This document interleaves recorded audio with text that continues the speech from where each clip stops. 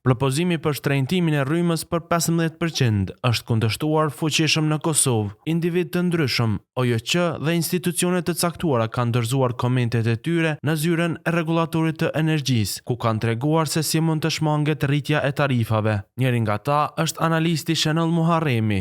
Reduktimi i humbjeve të lejuara të kec në nivelin e vitit të kaluar 65.37 milion nga 86.54 në 65.37.